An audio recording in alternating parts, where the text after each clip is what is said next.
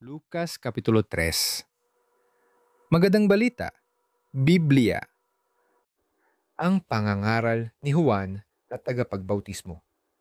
Ikalabinlimang taon noon ng paghahari ni Emperador Tiberio. Si Poncio Pilato ang gobernador sa Judea at si Herodes ang pinuno sa Galilea. Ang kapatid nitong si Felipe ang pinuno sa lupain ng Iturea at Traconite at si Lisanias ang pinuno sa Abilinia. Nang sina Anas at Caifás ang mga pinakapunoong pari ng mga Hudyo, si Juan na anak ni Zacarias ay nakatira sa ilang. Ipinahayag ng Diyos ang kanyang salita kay Juan, kaya't nilibot niya ang mga lupain sa magkabilang panig ng Jordan. Siya'y nangaral, "Pagsisihan at talikuran ninyo ang inyong mga kasalanan at magpabautismo kayo upang kayo'y patawarin ng Diyos." Sa gayon, natupad ang nakasulat sa aklat ni Propeta Isayas. Ito ang pahayag ng isang taong sumisigaw sa ilang, "Ihanda ninyo ang daraanan ng Panginoon. Gumawa kayo ng mga tuwid na landas na kanyang lalakaran. Matatambakan ang bawat libis at mapapatag ang bawat burol at bundok. Magiging tuwid ang daang liku-liko at patag ang daang baku-bako at makikita ng lahat ng tao ang pagliligtas na gagawin ng Diyos."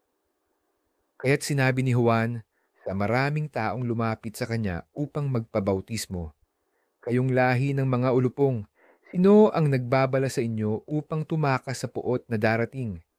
Ipakita ninyo sa pamamagitan ng gawa na nagsisisi kayo at huwag ninyong sabihing mga anak kayo ni Abraham.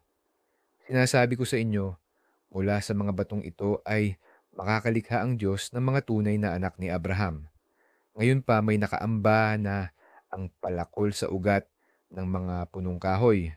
Ang bawat punong hindi mabuti ang bunga ay puputulin at itatapon sa apoy." Tinanong siya ng mga tao, "Kung gayon, ano po ang dapat naming gawin?"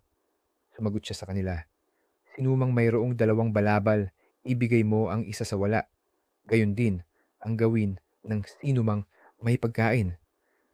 Dumating din ang mga maniningil ng buwis upang magpabautismo.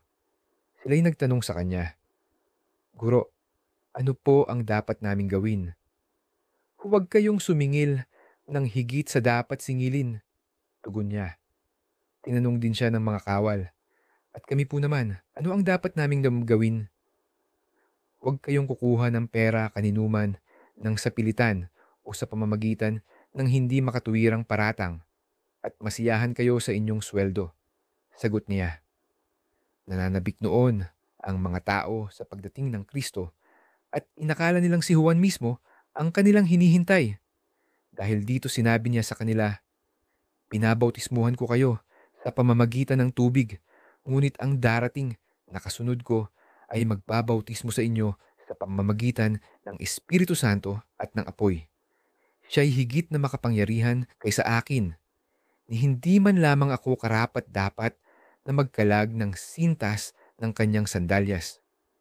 Hawak na niya ang kalaykay upang linisin ang giikan at upang tipunin ang trigo sa kanyang kamalig. Ngunit ang ipay susunugin niya sa apoy na di mamamatay kailanman.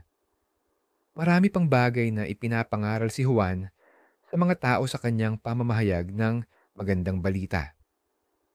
11 si Herodiman na pinuno ng Galilea ay pinagsabihan din ni Juan dahil kinakasama niya ang kanyang hipag na si Herodias at dahil sa iba pang kasamaang ginagawa nito.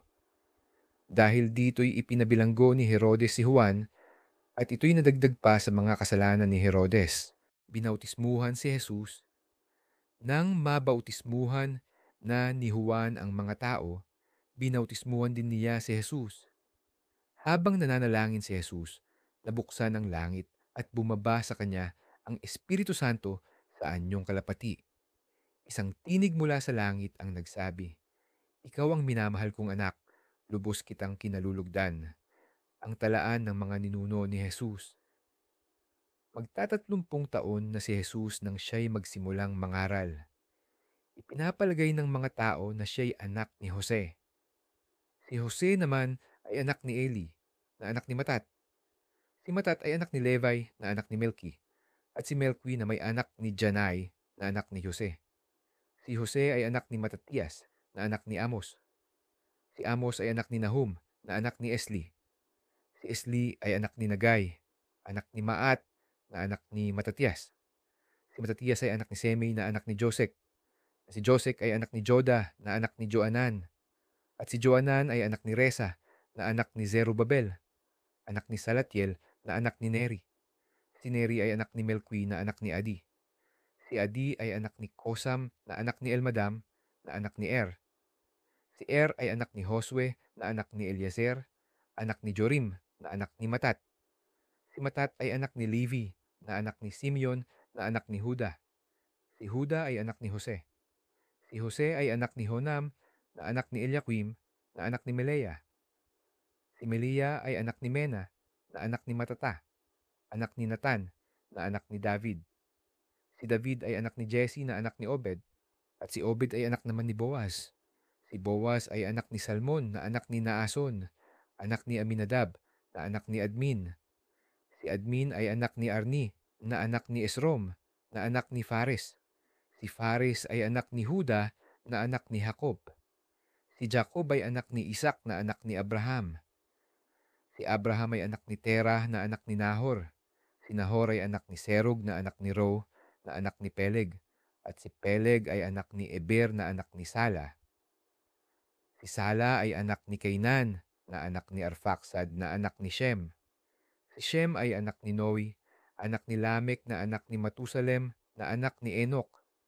Si Enoch ay anak ni Jared na anak ni Mahalaliel na anak ni Kenan. Si Kenan ay anak ni Enos na anak ni Set. At si Set ay anak ni Adan na anak ng Diyos.